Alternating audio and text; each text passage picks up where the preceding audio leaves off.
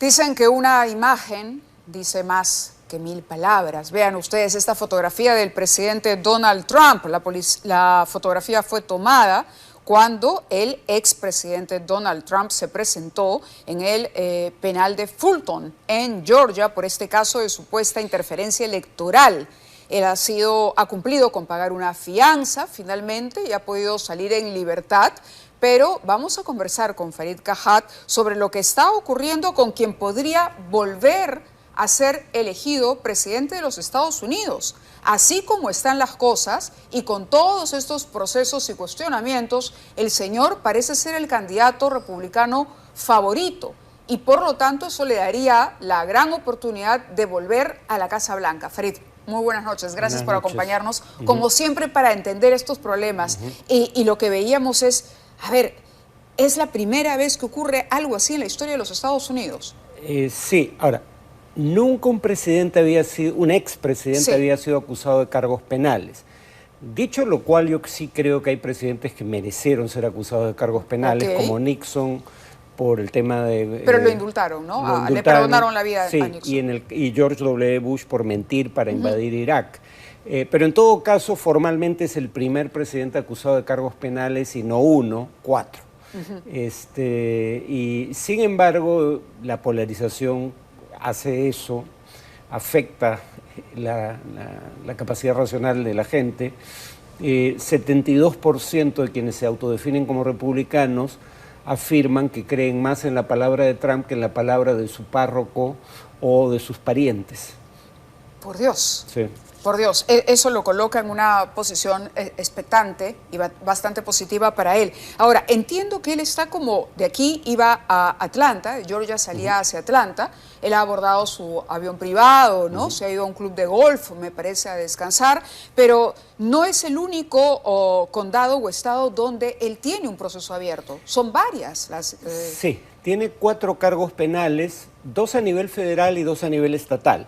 Él dice que se está usando el Poder Judicial como arma política. Claro. Bueno, tal vez puedas decir eso de los cargos federales porque los formula el Ministerio de Justicia, la Secretaría de Justicia, pero no de los cargos estatales, donde son los jueces locales los que están actuando, no el gobierno federal. ¿Y eso es por interferir en el proceso?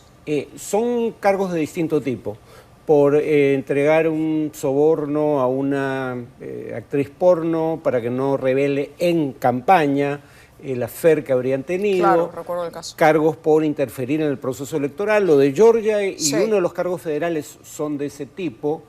La toma del Capitolio también. La toma del Capitolio, claro, el otro cargo federal, uno es sobre temas electorales que incluye la toma del Capitolio. Y hay otro cargo federal que es por haberse llevado a casa documentos clasificados, haber negado que los tenía, haber revelado su contenido a invitados en su casa de Mar-a-Lago. Entonces sí, tiene múltiples cargos en su contra. Lo único que quería añadir es que en todos los casos quien decide que esto pase a juicio es un gran jurado compuesto por ciudadanos. En ese sentido no es cierto que el gobierno federal esté manipulando el sistema judicial, porque no es el gobierno federal el que decide si la acusación fiscal tiene que ir a juicio. De acuerdo al pedido de la fiscal, el juicio, en este caso concreto, iniciaría el 4 de marzo de 2024. ¿Cómo camina eso en paralelo con la campaña electoral de Donald Trump? A ver, uno, es altamente improbable que haya una sentencia en cualquiera de los casos antes de las elecciones. Entonces, y 2, incluso si hubiera una sentencia y fuera condenatoria, la legislación norteamericana establece que solo se puede inhabilitar políticamente a alguien por un cargo específico, el de insurrección, y Trump no está siendo acusado de insurrección. Entonces, incluso si fuera condenado, eso no lo inhabilita políticamente. Podría incluso hacer campaña desde prisión. Hay un antecedente en la década del 20, un candidato socialista que desde prisión hizo campaña y obtuvo un 2% de los votos. La próxima elección en los Estados Unidos volverá a repetir a Trump y a Biden en los extremos. Parece muy probable. Biden ha dicho que quiere ir a la reelección, no hay hasta ahora salvo un miembro de la familia Kennedy, pero que es un personaje que probablemente ni siquiera candidatee como demócrata, no tiene rival dentro del Partido Demócrata en sentido literal. Y Trump no tiene rival en sentido figurado, porque tiene 40 puntos de ventaja sobre el segundo, que es el único de los otros 8 precandidatos que tiene intención de voto de 2 dígitos, 14. Los demás están por debajo de 5. Entonces, yo ya no veo cómo Trump pueda perder la nominación. De acuerdo. Quería abordar otro tema importante también contigo, lo que ha ocurrido esta semana en Argentina. Primero fue Córdoba, Mendoza, luego también en Buenos Aires, saqueos. 4 de cada 10 argentinos viven la pobreza, hay una inflación de 100% anual. Y aparece de pronto un candidato, Milei, que es como la gran sorpresa en las primarias. Estamos viendo las imágenes ahí. Vamos a presentarles un resumen de todo lo que ha ocurrido en estos días en Argentina.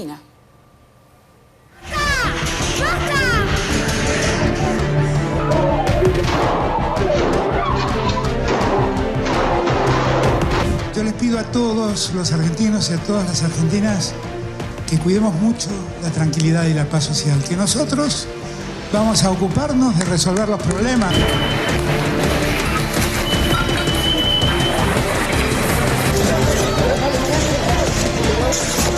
La Argentina vive en el desorden y el desorden parece ser la regla.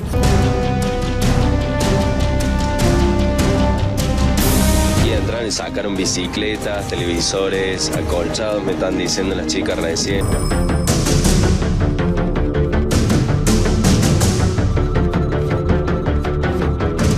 Muchachos, bala le voy a mandar, bala y encima los voy a apuñalada, ¿está? Así estoy esperando todo.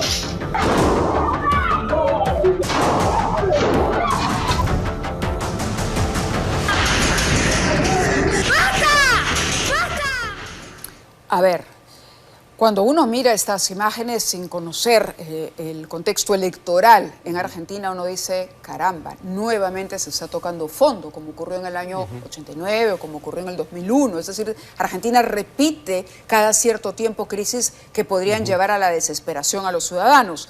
Pero cuando uno dice, esto está ocurriendo, cuando acaba de el señor Milei sorprender en las elecciones primarias, uno puede sospechar que detrás de esto no hay la espontaneidad de ciudadanos afectados por la crisis económica, sino que podría haber una provocación o alguien que esté asusando a la población. ¿Cuál es tu lectura?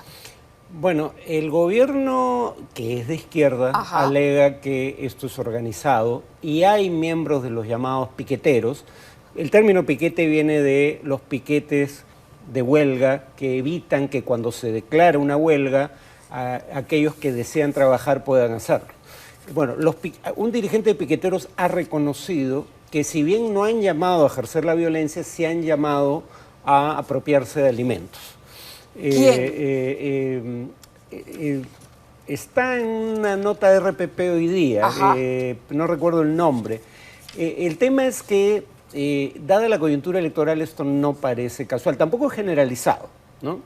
Pero parece algo organizado por grupos de izquierda radical. Creo que tiene que ver en parte con el hecho de, bueno, por un lado la pobreza. ¿Es que para perjudicar la candidatura de Milei? Curiosamente no. El punto es que el peronismo hasta ahora había ido con candidatos desde Néstor Kirchner. El ala izquierda del peronismo era la que había prevalecido en la pugna interna. Ahora el peronismo va más bien con un candidato de su ala derecha, Massa. Entonces, entre los 3 principales candidatos no hay ninguno de izquierda. Y los candidatos de izquierda parecen muy rezagados en las encuestas. Entonces, los candidatos de izquierda radical en particular. Entonces, probablemente tenga que ver con la coyuntura electoral, la búsqueda de forzar a cambiar las políticas del gobierno o, en su defecto, tratar de aprovechar políticamente esto. Porque esto perjudica al gobierno en ejercicio, no perjudica a los candidatos de oposición. Claro, y el peronismo ya había resultado golpeado, además, en las primarias. Sí. ¿No? Ahora, conversábamos con Farid Cajat sobre el surgimiento de estas figuras, que ya son varias, ¿no? Que son, no sé si caudillos, autoritarios, pueden ser de izquierda o pueden ser de derecha, pero que empiezan a y respetar las normas de convivencia. Las reglas no se han hecho para ellos. Ellos creen que hay que aplicar mano dura, que el sistema es fallido, sea cual sea el país, ¿no? Y de pronto se van apropiando y obteniendo algunos liderazgos y apoyo ciudadano. Hemos analizado el caso de Trump, por ejemplo, que ha salido con cada discurso. Milei habla de reducir el Estado, eliminar Ministerio de Salud, Ministerio de Educación, Ministerio, en fin, ¿no? La mitad o poco más de la mitad del Estado, y tiene también un discurso radical. Hoy por hoy está en la agenda el debate sobre si lo que ha hecho Bukele en El Salvador se puede aplicar en Perú. ¿Cómo analizas este fenómeno? Bueno, por un lado, este es un término manido, pero que sigue siendo pertinente en su acepción más simple. Populismo. El populismo es dividir a la sociedad entre una élite autocomplaciente que gobierna en beneficio propio de espaldas del pueblo y hablar del pueblo generalmente como un todo indiferenciado. Es, por definición, el populismo contrario al pluralismo político, que es consustancial a la democracia. O sea, todo populismo tiene potencialmente un bagaje autoritario. Y en el caso, y puede ser populismo de derecha o de izquierda, no es casual, por ejemplo, que el término la casta para referirse a la clase política tradicional sea usado por igual por Pablo Iglesias de un movimiento de izquierda como Podemos en España, como Milei en el caso de la Argentina. Y en el caso de Milei, él nombra a uno de los que él llama sus hijos de cuatro patas, uno de sus perros, Murray, por Murray Rothbard, un mentor intelectual de Milei, que dice explícitamente en un texto: hay que promover un populismo de derecha. Entonces, sí hay elementos, por lo menos en la forma de, digamos, en el estilo político y en el mensaje, hay elementos comunes, como digo, potencialmente autoritarios, independientemente de la orientación política. Y en América Latina, habría que decir, ha habido 3 elecciones, no una, porque la atención se ha centrado en Argentina, pero la constante en América Latina hace años, por lo menos de 2018, en 18 elecciones sucesivas, es que solo en una gana la reelección el partido en el gobierno. En Paraguay, donde el Partido Colorado no pierde pase lo que pase. En todas las demás, y esa es la constante, 17 elecciones consecutivas pierde el partido en el gobierno.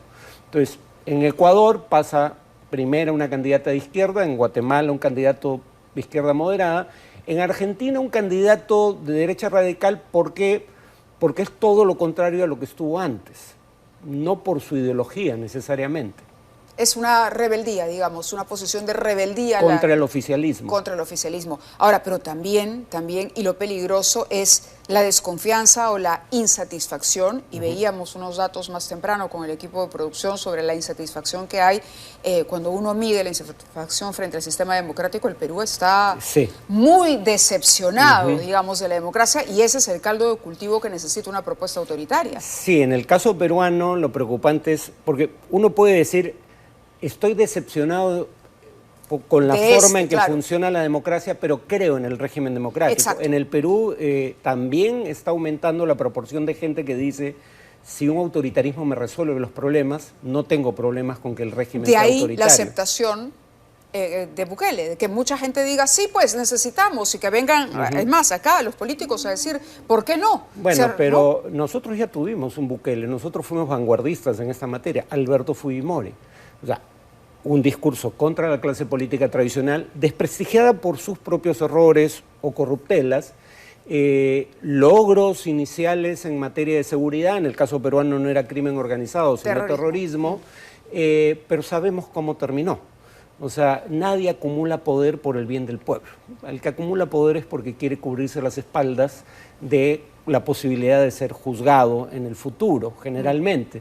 Entonces, primero, es muy temprano para evaluar como exitosa la experiencia de Bukele, porque si bien ha habido una caída significativa, dramática, de hecho, de la tasa de mortandad, de la tasa de homicidios, hay casos como el de México, en donde, por ejemplo, durante el gobierno de Peña Nieto hay un periodo de caída muy pronunciada de la tasa de homicidios, pero cuando Peña Nieto se va, a los 6 años de gobernar, la tasa de homicidios era mayor que en el momento inicial. Hay a veces tendencias variables, ¿no? Habría que ver si esto perdura en el tiempo. La tasa de victimización, o sea, la proporción de gente que dice haber sido víctima de delincuencia ha crecido en El Salvador. Y para los congresistas que quieren copiar el modelo de Bukele, como Nano Guerra García, habría que decirle que el primer acto autoritario de Bukele fue mandar a las Fuerzas Armadas al Congreso para obligarlos a votar en favor de su propuesta el financiamiento de su propuesta de seguridad. Y luego, claro, convocar elecciones para garantizarse una mayoría en el Parlamento. Y una vez que tuvo mayoría en el Parlamento, cambió a la fiscal, al fiscal general y cambió, o sea, al fiscal de la Nación sería aquí, y cambió la composición de la Corte Suprema, ahora controla todos los poderes del Estado y amenaza a la prensa independiente. Fujimori. Fujimori fue nuestro Bukele, ya tuvimos uno, sabemos cómo terminó, no dónde terminó. Dos Bukele y un Milei para hacer un Fujimori. Bueno, Fujimori, pero incluso Fujimori se dio cuenta, por ejemplo, la Constitución del 93 se asocia con el autoritarismo de Fujimori, pero la Constitución del 93 tiene cosas que los seguidores de Milei no parecen estar siguiendo. Por ejemplo, dice que los derechos fundamentales no pueden someterse a referéndum. En Argentina hay quienes proponen que ciertos derechos que los liberales al menos considerarían fundamentales se sometan a referéndum, ¿no? En eso Milei es más radical que el propio Fujimori. De acuerdo, no queríamos dejar de preguntarte por lo que ha ocurrido en Rusia. El líder de los Wagner murió en un accidente, Prigozhin. Y hoy por hoy todos los medios se han volcado a plantear la duda. ¿Realmente esto fue un accidente? La broma que hacía cuando me preguntan eso es, no sé, pero fue Putin. No tengo cómo probarlo, pero Putin tiene antecedentes de este tipo. Putin viene del régimen soviético, habría que recordar. Él era agente de inteligencia de un régimen totalitario en donde se envenenaba a los rivales en el exterior. En el país se les fusilaba, pero si estaban en el exterior se les envenenaba. Putin tiene a cuestas el envenenamiento de varios opositores en el exilio. Yo lo que no entiendo es qué tenían en mente los líderes del grupo Wagner para quedarse en Rusia y hacer viajes en avión. Nuevamente, ¿tengo cómo probarlo? No. ¿Tengo dudas? Tampoco. Muy bien, con eso nos quedamos, Ferit. Muchísimas gracias, porque decía yo, es importante mirar lo que viene ocurriendo en otras latitudes y también cerca a nosotros, porque de alguna manera nos toca. Hoy por hoy todo este debate que hay aquí en el Perú sobre Bukele es por la influencia. La información llega, hoy el mundo está mucho más conectado que antes y estos fenómenos son algunos contagiosos. Solo un detalle, más exitoso que en Bukele en tasa de homicidios es Daniel Ortega, pero presumo que ese tipo de dictadura no quiere, ¿no? No. Quieren un dictador de derecha. Es correcto. Bueno, vamos a ver, pero interesante tu análisis como siempre. Muchas gracias por venir, tomarte la molestia de venir y compartir con los televidentes. Hacemos una pausa.